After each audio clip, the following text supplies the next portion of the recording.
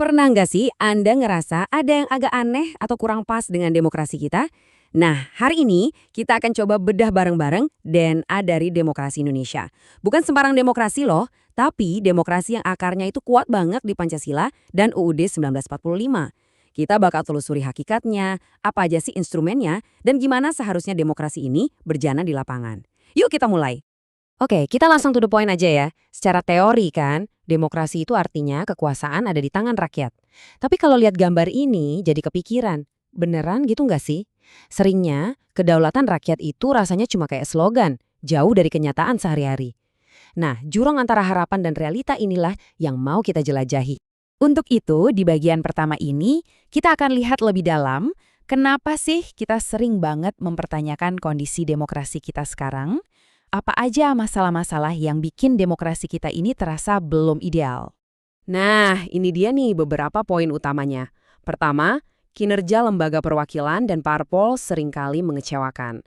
Bukannya jadi wakil kita, malah sibuk sendiri. Terus, partisipasi politik rakyat juga menurun. Seolah-olah kita ini cuma dibutuhin pas pemilu aja.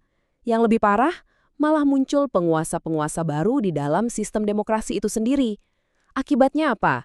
Demokrasi jadi terasa kayak ritual 5 tahunan aja, sekedar prosedur tanpa makna yang mendalam.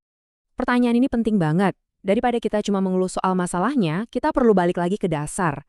Kita perlu paham, apa sih yang sebetulnya bikin demokrasi di Indonesia itu unik?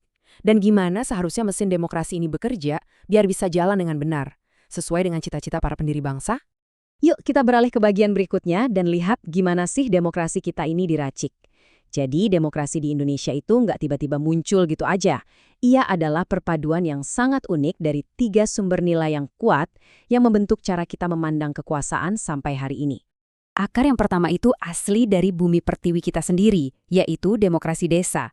Jauh sebelum ada konsep negara modern, nenek moyang kita, misalnya di desa-desa di Jawa atau nagari di Sumatera Barat, itu sudah terbiasa banget dengan musyawarah untuk mufakat.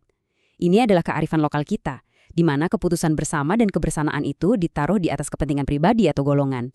Selanjutnya, akar kedua datang dari ajaran Islam. Ajaran ini membawa nilai-nilai universal yang penting banget, seperti kebenaran, keadilan ilahi, dan persaudaraan sesama manusia. Nah, nilai-nilai inilah yang jadi salah satu inspirasi perlawanan terhadap sistem yang menindas dan jadi cita-cita untuk membangun masyarakat yang lebih setara. Dan akar yang ketiga ini berasal dari pemikiran Barat yang kita serap lewat pendidikan modern. Dari sinilah kita mengadopsi kerangka negara modern seperti konsep nation state atau negara bangsa, ide bahwa kekuasaan itu harus dibatasi oleh konstitusi, dan tentunya pentingnya perlindungan hak asasi manusia. Nah, perpaduan harmonis dari ketiga akar inilah yang kemudian melahirkan demokrasi Pancasila yang khas Indonesia. Oke. Setelah paham filosofinya, sekarang kita lihat gimana cita-cita demokrasi ini diwujudkan dalam struktur negara. Siapa aja sih lembaga yang bertugas jadi semacam penjaga gawang demokrasi kita? Dan ini dia panggung utamanya, gedung kura-kura yang ikonik ini.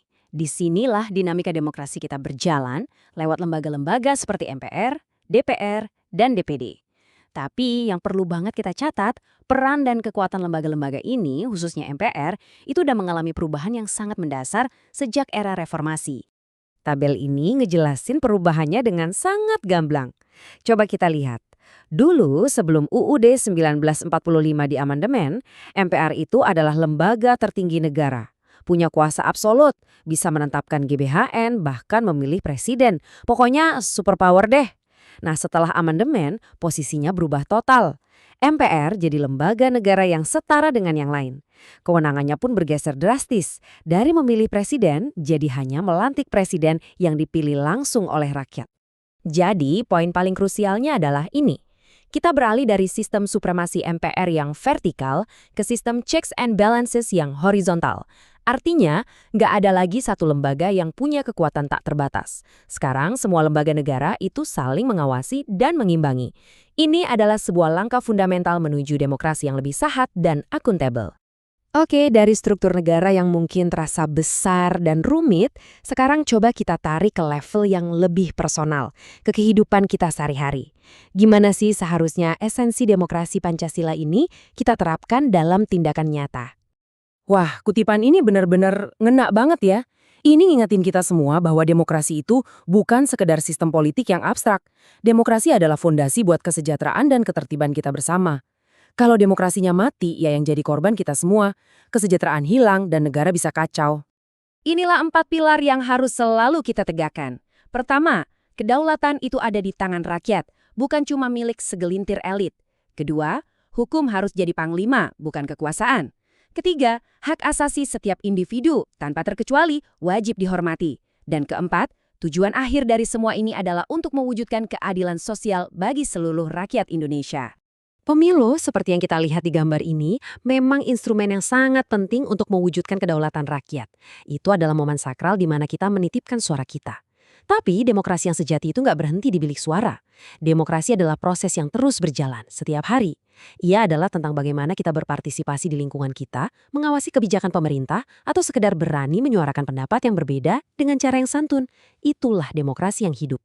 Pada akhirnya, semua pemahaman ini membawa kita ke sebuah pertanyaan untuk direnungkan. Sekarang kita sudah tahu akarnya yang kuat, strukturnya yang sudah diperbaiki, dan pilar-pilarnya yang kokoh. Tanggung jawabnya sekarang ada di pundak kita semua. Jadi pertanyaannya bukan lagi apa itu demokrasi, tapi bagaimana cara saya dan Anda bisa berperan aktif untuk memastikan demokrasi ini benar-benar hidup dan bernafas dalam setiap sendi kehidupan bangsa kita. Mari kita renungkan bersama.